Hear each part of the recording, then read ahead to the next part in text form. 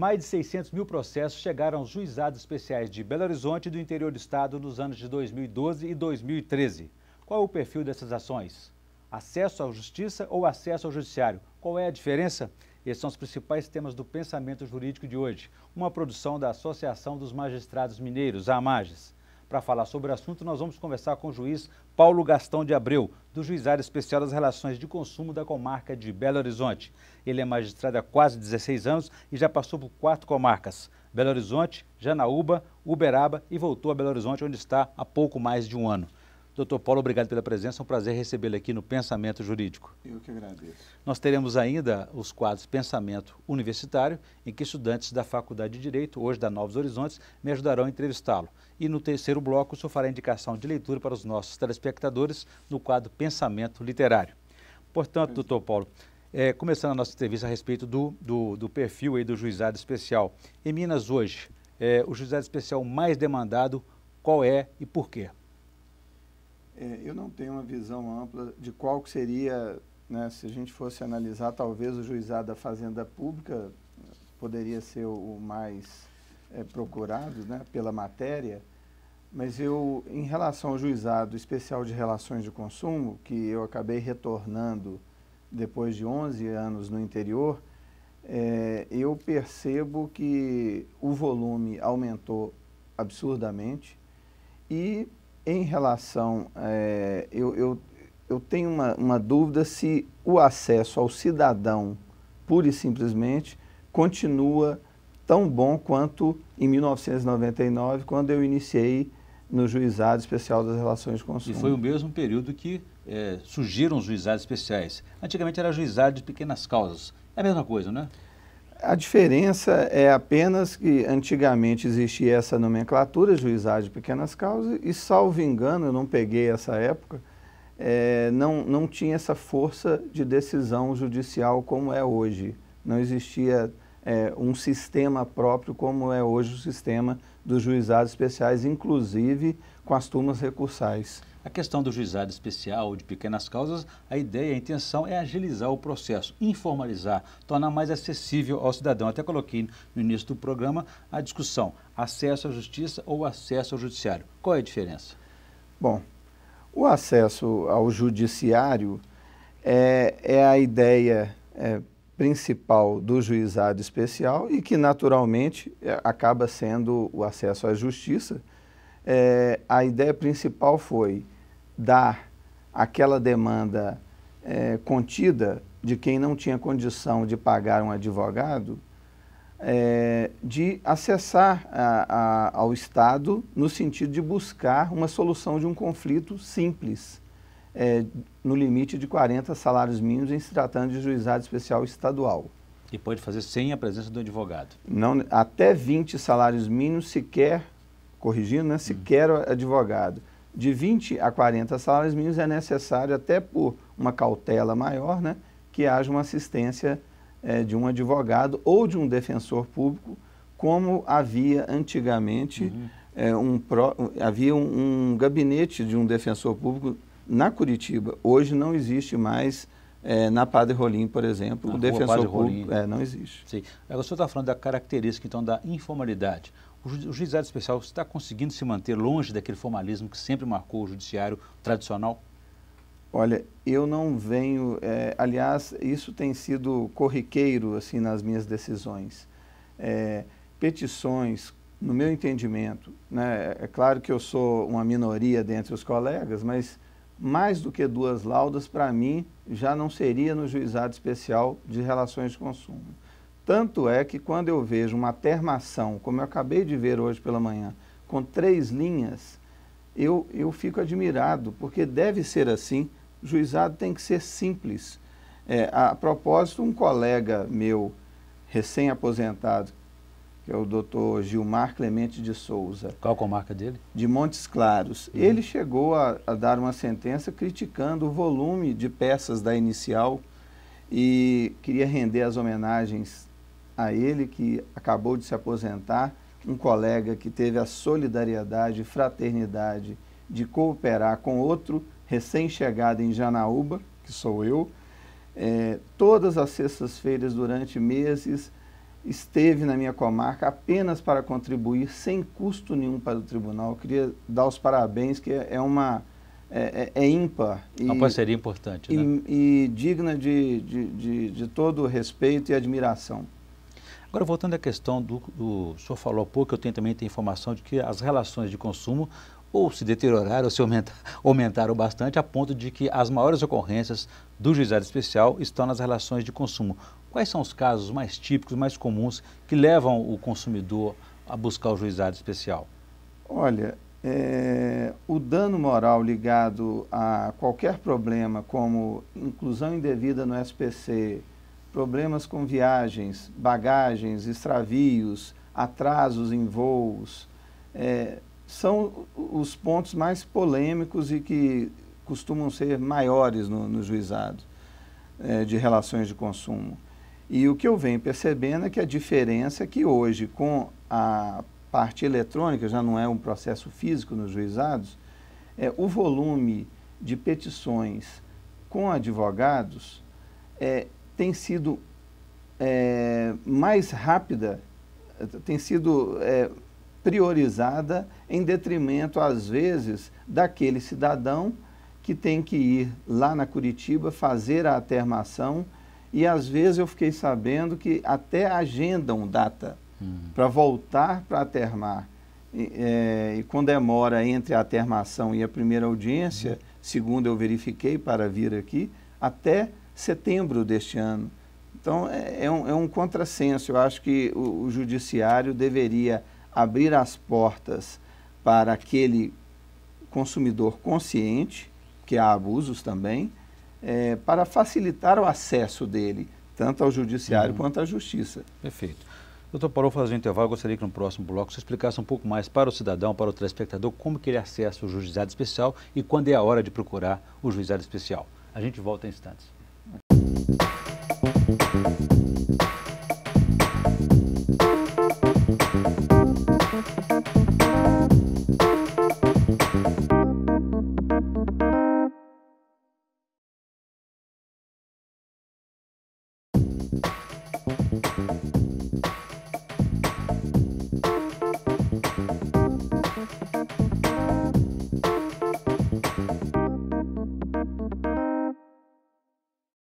Estamos de volta com o Pensamento Jurídico, uma produção da Amages. Participe de nosso programa pelo e-mail pensamento@amages.com.br, pensamento@amages.com.br. Hoje estamos discutindo os juizados especiais das relações de consumo e que no ano passado receberam mais de 600 mil processos. O nosso entrevistado é o juiz Paulo Gastão de Abreu, do Juizado Especial das Relações de Consumo de Belo Horizonte.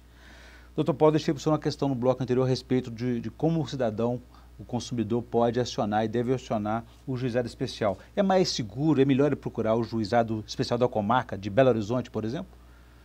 Olha, na verdade, tanto os juízes do fórum quanto os juízes dos juizados, na sua maioria, têm julgado extintos processos cujos consumidores são de outras comarcas. Por quê? Porque a própria legislação, o artigo 6º, inciso 8 do CDC, né, da Lei 8.078 de 1990, prevê a facilitação da defesa dos direitos do consumidor. Portanto, não há justificativa para ele sair da cidade, ainda que seja aqui do lado, Nova Lima, Betim, Contagem. Na região metropolitana de ainda Belo que seja Horizonte. na região metropolitana, para vir ajuizar Não faz aqui. sentido, então. Não faz sentido, inclusive, o artigo 93.13 da Constituição da República prevê que o número de juízes depende do número de habitantes e das demandas de cada comarca. Então a pessoa acha que aqui na Belo Horizonte seria melhor atendido, quando na verdade está sobrecarregando aquela unidade. E às vezes inviabilizando ou mascarando a realidade da própria comarca. Como é que funciona quando a pessoa chega no juizado especial? O que ela precisa levar? Algum documento, alguma prova? O que ela leva para poder calçar aquela sua reivindicação? Para a termação é necessário o documento, o comprovante de residência, né, normalmente CEMIG ou COPASA, né, para provar que é residente aqui em Belo Horizonte, os documentos de identificação e todos os documentos relacionados ao caso que ele quer ver a solução. Termação, que o senhor fala, é uma ação, é um processo. A termação é pôr em termo a reclamação, usa-se o termo promovente, né? Para que aquele profissional que esteja ali faça aquela redução necessária para começar um processo. Quer dizer, não precisa levar nada por escrito, não. Ele apresenta o problema dele para o atendente o encaminha e organiza essa petição dele, digamos assim. É verdade. Inclusive, tem um caso interessante, em Juiz de Fora, uma colega, doutora Flávia, que ela não está mais, ela chegou a desenvolver, numa época, e acho que não foi para frente, esse pedido pela internet, pelo consumidor, antes mesmo da adoção do Projude, que é o sistema usado do CNJ, para uso exclusivo dos advogados. Eu até acho que poderia ser uma solução para que não houvesse tanta demora na termação quanto tem sido hoje, ou seja, o cidadão teria o pedido dele mais célere do que os pedidos dos advogados. Muito bem. Doutor Paulo, eu vou ampliar o nosso debate convidando os estudantes da Faculdade de Direito Novos Horizontes para me ajudar a entrevistá-la. A primeira pergunta, por favor.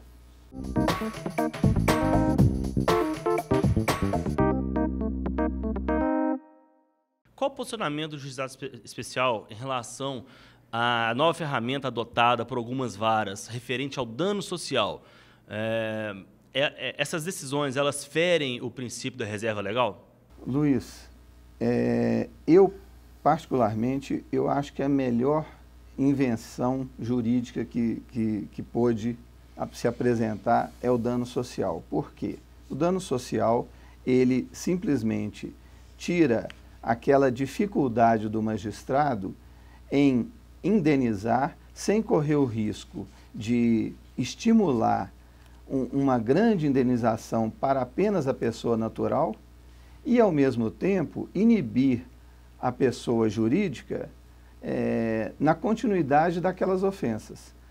Infelizmente, eu posso dizer que hoje, em Belo Horizonte, se tiver eu e mais 2, no máximo, adotam essa, e eu posso, com muita infelicidade, relatar isso, porque nas turmas recursais até eu tive uma decisão favorável até agora, e eu acredito que eu devo ter decidido mais de 1000, só de dano social, pelo menos umas dezenas. A justiça está conseguindo vislumbrar a banalização do dano moral no que concerne as relações de consumo?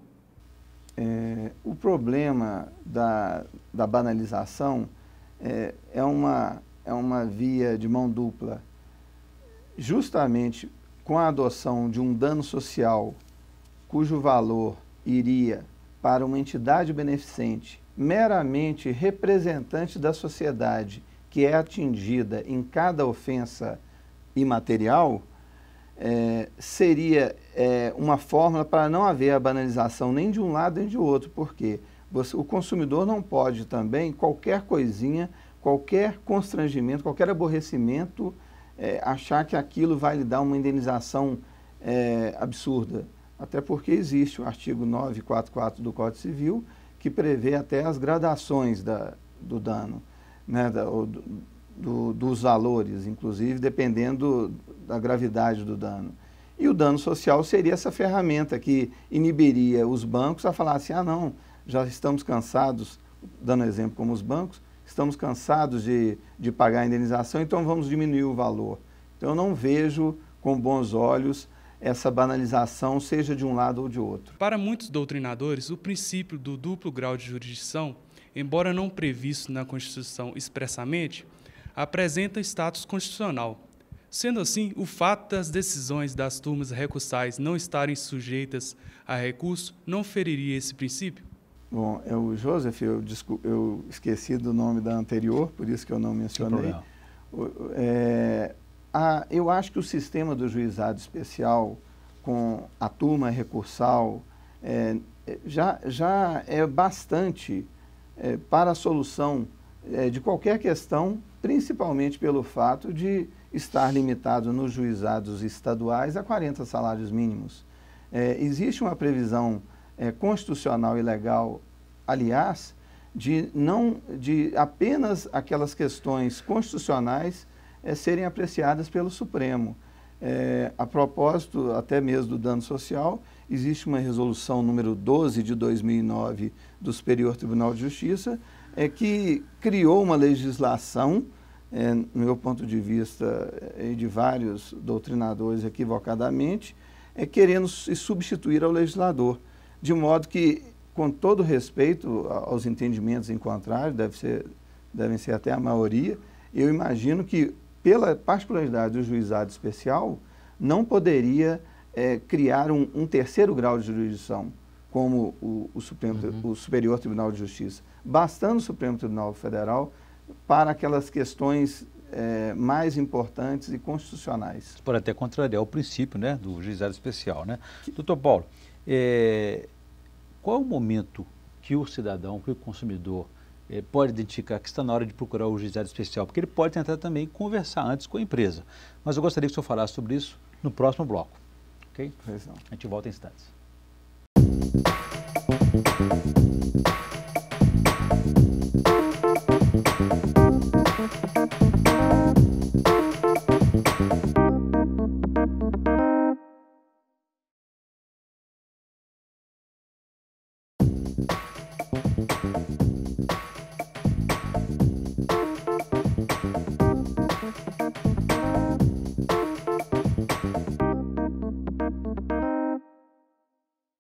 Estamos de volta com o Pensamento Jurídico, uma produção da Amages. Hoje estamos discutindo a atuação dos juizados especiais, que no ano passado recebeu mais de 600 mil processos em Belo Horizonte e no interior do estado.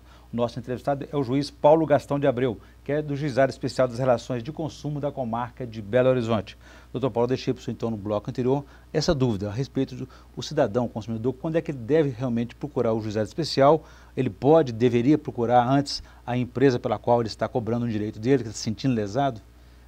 Eu acredito que até mesmo pela, talvez, rapidez do juizado especial, eu tive 2 casos recentemente em que os advogados, que eram partes também, sequer foram até a agência bancária ou a empresa de veículos, no caso, para discutir, para tentar negociar. Foram direto ao juizado especial, talvez pela essa rapidez do juizado, mas também demonstrando um pouquinho de falta de tolerância. O juizado não está aqui para se transformar num salvador da pátria de qualquer conflito. Eu acho que nós temos, todos os conflitos, né? Nós temos que ter também um pouquinho de poder de negociação. Agora, faltou o entendimento, claro que estamos de portas abertas, principalmente para o cidadão, que eu acho que falta um pouquinho de maior celeridade no atendimento do cidadão quando ele está, eventualmente, sem condições de ter um advogado. Como é que ele pode identificar, por exemplo, quando o caso é de juizado especial, estadual ou federal? Tem essa diferença também, né? Olha, normalmente a Justiça Federal, ela se limita a questões ligadas ao interesse da União. Então, por exemplo, Caixa Econômica Federal, normalmente, se tiver uma demanda, é lá na Justiça Federal. Previdência? Previdência, Justiça Federal. O estadual é praticamente a maioria, que é o residual, é o dia a dia, é uma compra que não foi entregue o produto e foi pago por ele, é uma inscrição indevida num cadastro de restrição de crédito, sem ser relação de consumo, mas briga de vizinhos, também é no juizado especial. Condomínios em relação aos valores das cotas condominiais apenas. Que pode, o condomínio, você não pagou o condomínio? O condomínio ele pode atuar no juizado dentro do limite, sempre no Estado, a 40 salários mínimos, né, com advogados, sem advogados até 20 salários mínimos, e na Justiça Federal esse limite é de 60 salários mínimos. E quando é que ele pode, por exemplo, procurar? Existe também o juizado especial criminal, não é isso? Existe. O juizado especial criminal é direcionado àqueles crimes com menor potencial ofensivo. Quais seriam? Contravenção? Contravenção, problemas ligados ao trânsito, Entendi. pessoal também está havendo uma discussão sobre os flanelinhas. Calúnia e difamação entraria nessa categoria também? Olha, eu sinceramente que eu não sei dizer assim precisamente. Agora, voltando à questão do atendimento lá, qual que é o tempo médio no juizado especial das relações de consumo aí que uma ação prospera, conclui, chega à decisão? Bom, eu não sou exemplo nenhum, porque eu tenho menos de 6 meses que eu estou nos juizados, mas eu sei de colegas lá que em 3 meses já há decisão, inclusive, da turma recursal, se ela estiver em dia. Turma recursal é quando alguém recorre contra aquela decisão anterior. Recorre, No caso, por exemplo, eu que estou um pouquinho mais... a minha média de decisão do primeiro grau, ou seja, da sentença, gira em torno de 150 dias. Agora, eu tive um caso que foi curioso, que em 27 dias a minha sentença já havia sido dada. É uma raridade. Por quê? Porque, às vezes, quando eu percebo que a audiência de conciliação, no meu caso, por exemplo, que está demorando mais de 2 a 3 meses para a sua realização, eu tenho dispensado ela, quando eu tomo conhecimento, que é só nos pedidos urgentes, né, que a gente toma conhecimento, e oferto o prazo de 15 dias para a parte contrária responder ou propor acordo. Então, nesses casos, eu tenho conseguido fazer menos do que a média dos 150 dias para a sentença. E as turmas recursais também, de um modo geral, costumam ser rápidas. Agora, doutor Paulo, uma coisa é chegar a esse processo da decisão. Outra coisa, depois, tem outro tempo de execução para a pessoa receber. Qual que é a dificuldade? A dificuldade é a mesma da justiça comum, né? É o velho jargão. Às vezes a pessoa ganha e não leva. Por quê? Porque na época do Império Romano, se você era devedor da outra, você poderia se tornar escrava dela, né? do seu credor. Hoje em dia isso não é possível mais. Então, graças a Deus, então nós estamos limitados à condição daquela parte que é devedora ter bens para poder pagar aquela condenação. Eu volto a esse tema daqui a pouquinho. Gostaria que antes eu fizesse a indicação de leitura para os nossos telespectadores no quadro Pensamento Literário. Por favor.